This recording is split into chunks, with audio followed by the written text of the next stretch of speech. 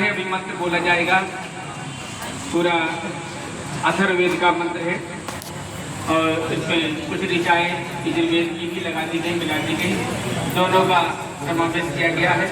अभी जो मंत्र बोला जाएगा, कितना बड़ा सौभाग्य है हमारे धर्माचार्यों ने, शास्त्रों में, पुराणों में एक कन्यादान करने से राजसूय यज्ञ कहते ना, पहले प्राचीन काल में राजा महाराजा राजसूय यज्ञ और अश्वमेध यज्ञ किया करते थे। जो त्रिलोक की विजेता का जो फल मिलता है वो एक कन्यादान करने से। देखिए कोई कन्या वस्तु नहीं हम दान कर दें, तो ऐसी वैसी चीज नहीं है।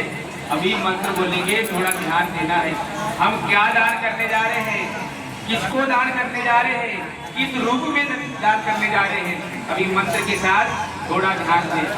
हरि ओम हरि ओम हरि ओम। विष्णु आद्य श्री द्वितीय परार्धे श्री श्वेतवाराह कल्पे वैवस्वत मंत्रे घोर लोके जम्बूद्वीपे भारतवर्षे भरतखंडे आर्यावर्ते क्रेतांतरते मध्य प्रदेश प्रांते सीहोर जनपदे गायत्री सत्पेट पावन स्थले पुण्य स्थले। कन्या की माँ हाथ भी लगा ले, क्योंकि तो दोनों लोगों की कन्या है, एक की कन्या नहीं है।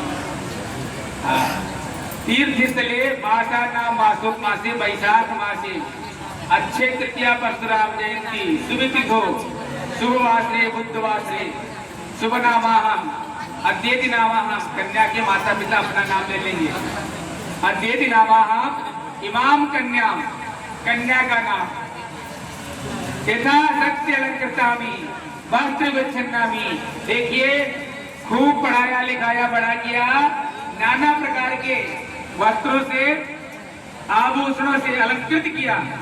वस्त्र विच्छन्नामी प्रजापति अमुक रूपणे अमुक नामाहम। देखिए श्री धर्मेंद्र नामाहम अमुक रूपणे विष्णु रूपणे। देखिए विष्णु भगवान साक्षात पालन करता श्री हरि लक्ष्मी नारायण के रूप में इमाम कन्या, अपनी कन्या को विष्णु रूप में दान करने जा रहे हैं। किसको दान करने जा रहे हैं, धर्मेंद्र के।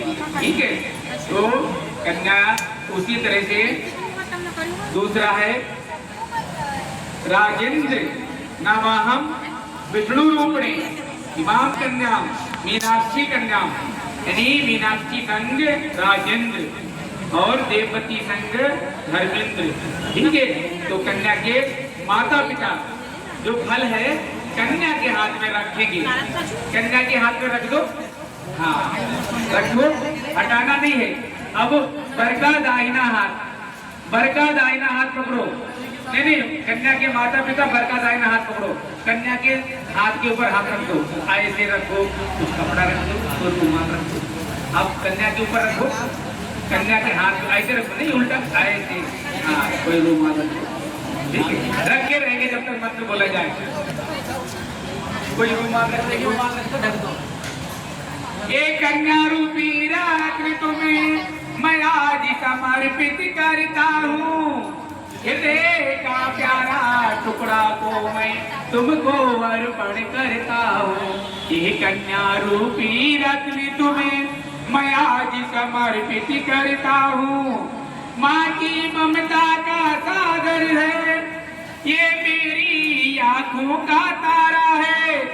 मैं कैसे समझाऊं तुमको, बड़े लाड़े प्यार से पाला है।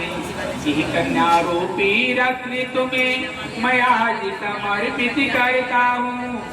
तुम द्वारे मेरे आए हो, तुम द्वारे मेरे आए हो, मैं क्या सेवा कर सकता हूँ। ये कन्या रूपी रत्न तुम्हें मैं आज समर्पित करता हूँ। मेरे हृदय के नील गगन का, मेरे हृदय के नील गगन का ये चंदा सा तारा था। अब तक समझ न पाया था, अब तक समझ न पाया था, इस पर अधिकार तुम्हारा है। लो आज तुम्हें इस कुटिया की, लो आज तुम्हें इस कुटिया की सुंदरता अर्पण करता हूँ। ये कन्या रूपी रत्न तुम्हें मैं आज समर्पित करता हूँ, मैं आज समर्पित करता हूँ। जिस तरह से महाराजा जनक महारानी सुनैना ने अपनी बेटी जानकी सीता का कन्यादान किया था, अब धीरे से कन्यादाता अपना हाथ पीछे कर ले, अपना हाथ पीछे कर ले। क्या मनोहर दृश्य है, जिस बेटी को पढ़ाया लिखाया बड़ा किया वो अपने असली घर जा रही है और वो कन्या कहती है मनी मन, मेरे जो माता पिता ने मेरे मायके से जो भी मुझे कन्या के रूप में, कन्यादान का जो वस्तु के रूप में जो भी दिया है, अब उस पर तो हमारा अधिकार नहीं रहा और उस संपत्ति पर मेरे स्वामी, मेरे पति ही परमेश्वर है, पति ही विधाता है, पति परमेश्वर के हाथ में सुपुर्द कर देती है। वो जो श्रीफल दिया है वो कन्या पति के हाथ में रख देती है। दोनों हाथ में पति ऐसा दोनों अंजलि करते हैं, दोनों हाथ ऐसे अंजलि करें और कन्या अपनी के हाथ में रखते। हाँ, उसको आप जो भी कन्या का जो गुप्त धन मिला है उसको आप अच्छे काम में लगाना। और आपने देखा है ये कन्या रूपी गुप्त धन होता है।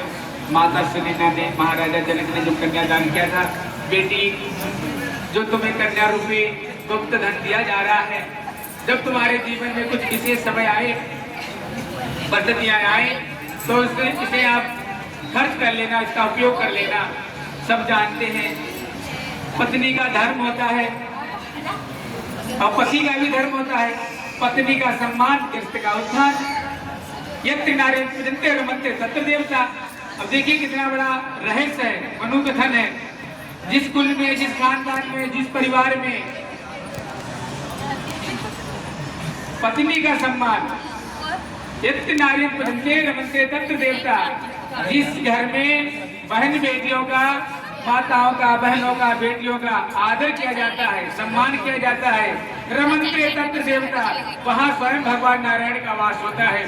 जिस खानदान में, जिस कुल में, जिस परिवार में पत्नी का अपमान होता है, बहन बेटियों को तिरस्कृत किया जाता है, गाली गलौज होता है, सबसे पहले उस परिवार की किलकारियां गूंजना बंद हो जाती हैं। पितृ दोष लगता है, वास्तु दोष लगता है, वंश वृद्धि रुक जाती है।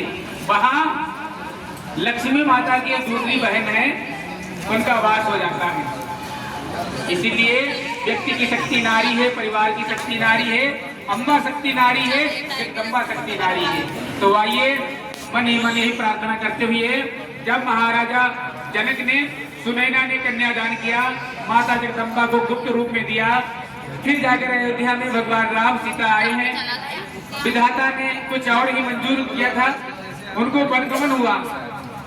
कहते हैं माता सीता का वनवास नहीं हुआ था, लेकिन सीता माने का मेरे जहां प्रभु रहेंगे। जब खुशी खुशी में अभी मेरे प्रभु राजा बनने जा रहे थे, चक्रवर्ती सम्राट बनने जा रहे थे, तब भी मेरा साथ था। और जब मेरे प्रभु सन्यासी का धारण करेंगे, फिर भी मेरा धर्म है, जहाँ पति रहेंगे वहाँ पत्नी का काया और छाया का था। तब कहते हैं नदी पड़ी थी, नदी में केवट ने उतराया मांगा था, लेकिन प्रभु राम असमंजस में है, वो तो सन्यासी थे, उनके शरीर पर कुछ नहीं था। तब माता जगदम्बा ने देखा मेरे प्रभु कुछ मांग रहे हैं, कह तो नहीं सके, लेकिन तुरंत उन्होंने, जानकी ने अपने हाथ की उंगली की अंगूठी निकालकर और केवट के हाथ में रखा, प्रभु इसी क्षण इनकी उतराई ले दो। बोलो राजा रामचंद्र भगवान की। इसीलिए पति पत्नी एक ही रथ के दो पहिए होते हैं। जब कोई समय आए तो पति पत्नी कंधे से कंधा मिलाकर आगे बढ़ते हैं। ये हमारी भारतीय संस्कृति। कहते हैं जो